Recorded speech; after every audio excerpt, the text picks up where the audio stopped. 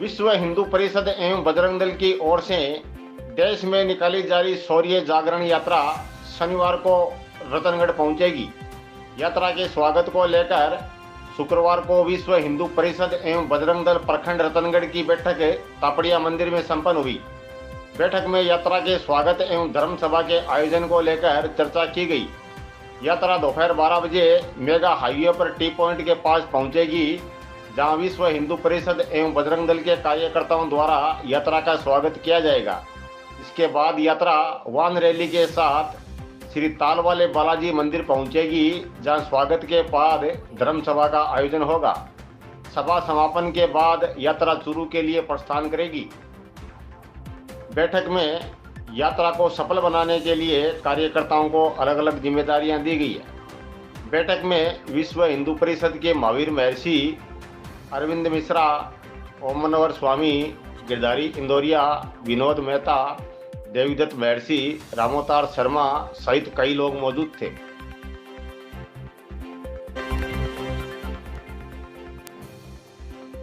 Crop cutting में अनियमितता का आरोप लगाते हुए शुक्रवार को अखिल भारतीय किसान सभा की ओर से सही तरह से क्रॉप कटिंग करवाने की मांग को लेकर ब्लॉक अध्यक्ष मदन लाल जाखड़, मंत्री बिरजूराम कामरेड, भादर भांबू, सीताराम जादड़िया के नेतृत्व में किसानों ने एसडीएम ऑफिस में प्रदर्शन कर धरने पर बैठ गए। किसानों ने बताया कि इस साल सूखा पड़ने से किसानों की हालत बहुत खराब है और गुरुवार रात आए भयंकर तूफान की वजह से किसानों की बची कुची उम्मीद भी खत्म हो गई।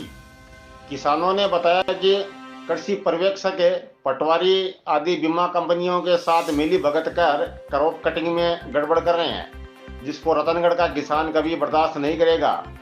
किसानों का धरना देर शाम तक जारी रहा और प्रशासन के साथ वार्ता का दौर भी जारी रहा।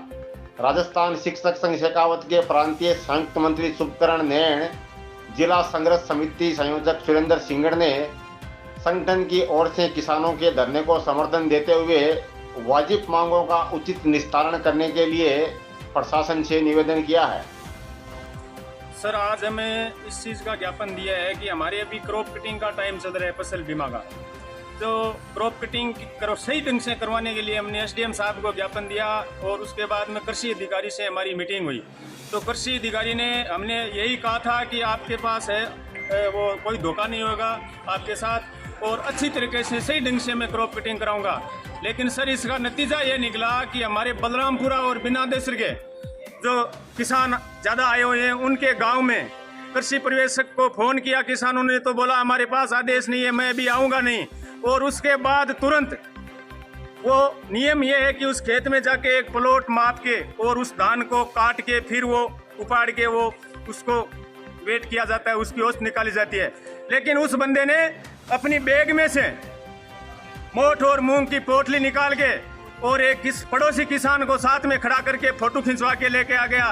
किसानों ने यहाँ पता किया तो यादव जी है वो कृषि अधिकारी, उन्होंने बोला कि ये फोटो रही और आपकी क्रॉप कटिंग है वो सही ढंग से हुई है। और उन किसानों को हमने जाके पूछा तो उन्होंने बोला कि हमारे खेत में से एरिया बना के और वो धान निकाल के नहीं किया है क्रॉप कटिंग, ये अपनी बैग में से निकाल के और वो वेट तोल के करके आ गया। तो ये हमारे को मंजूर नहीं है और रतनगढ़ के किसानों के साथ 5-6 साल से ऐसा दुर्व्यवहार कर रहे हैं ये पटवारी और कृषि पर्यवेक्षक। आज तारानगर, राजगढ़, सरदार शहर, चूरू क्लेम आ रहा है, लेकिन यहाँ के कृषि पर्यवेक्षक और पटवारी भ्रष्ट है और ये बीमा कंपनी से मिले हुए साले कुत्ते। और उस कृषि पर्यवेक्षक को हम जिंदा नहीं छोड़ेंगे, इसको या तो इसको सस्पेंड करो या इसको बर्खास्त करो, वरना ये हमारे साथ जो गलत किया है वो हमें मंजूर नहीं है। किसानों में अभी इतना बड़ा आक्रोश है, अब की बार बरसात नहीं हुई, पूरा अकाल पड़ गया, सूखा है और ऊपर से ये गलत कर रहे हैं, ये जो छल कर रही है हमारे साथ, ये हमें बर्दाश्त नहीं है। सही ढंग से क्रॉप कटिंग होनी चाहिए और ये कृषि पर्यवेक्षक है, इसको सस्पेंड करना चाहिए। नई क्रॉप कटिंग दूसरी तरीके से होनी चाहिए और इसको सस्पेंड होना चाहिए। हमारे यही मांग है, इसी मांग को लेकर आज हमने ये ज्ञापन दिया है। ये कृषि पर्यवेक्षक हमारे साथ बहुत गलत किया है और हमेशा के लिए ऐसा ही करते आ रहे हैं ये लोग, तभी हमारी तहसील में क्लेम नहीं आ रहा है। इंकलाब जिंदाबाद। बोलवंश विषाक्त का सेवन करने से हुई नाबालिग की मौत। रतनगढ़ शहर में बोलवंश विषाक्त का सेवन करने से एक नाबालिग छात्रा की मौत हो गई है। मृतका के पिता वार्ड 20 निवासी लक्ष्मीकांत स्वामी ने शुक्रवार को पुलिस को रिपोर्ट दी कि उसकी 16 वर्षीय पुत्री भावना स्वामी, जो बीएससी द्वितीय वर्ष की छात्रा थी और रीट की तैयारी भी कर रही थी, उसने गुरुवार दोपहर अपने घर में बोलवंश दवा के भरोसे विषाक्त का सेवन कर लिया। तबीयत बिगड़ने पर उसको रतनगढ़ के राजकीय अस्पताल लाया गया, जहां प्राथमिक उपचार के बाद उसे बीकानेर रेफर कर दिया।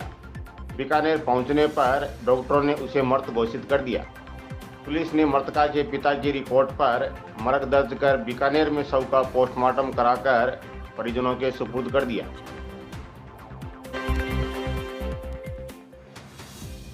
नाबालिग से दुष्कर्म का आरोप, पोक्सो में मुकदमा दर्ज। रतनगढ़ तहसील के एक व्यक्ति ने अपनी 16 वर्षीय नाबालिग बहन के साथ दुष्कर्म का आरोप लगाते हुए एसपी कार्यालय के माध्यम से शुक्रवार को राजलदेसर पुलिस थाना में मुकदमा कराया है। पीड़ित के भाई ने रिपोर्ट में लिखा है कि 22 अगस्त की रात 1 बजे गांव का ही एक युवक उसके घर में उसकी नाबालिग बहन के कमरे में घुस गया। जब नाबालिग की आंख खुली तो वो घबरा गई। इसी दौरान युवक ने नाबालिग को चाकू दिखाकर धमकी देते हुए उसके साथ दुष्कर्म किया। पुलिस ने एसपी कार्यालय से मिले परिवाद के आधार पर पोक्सो में मुकदमा दर्ज कर जांच शुरू की।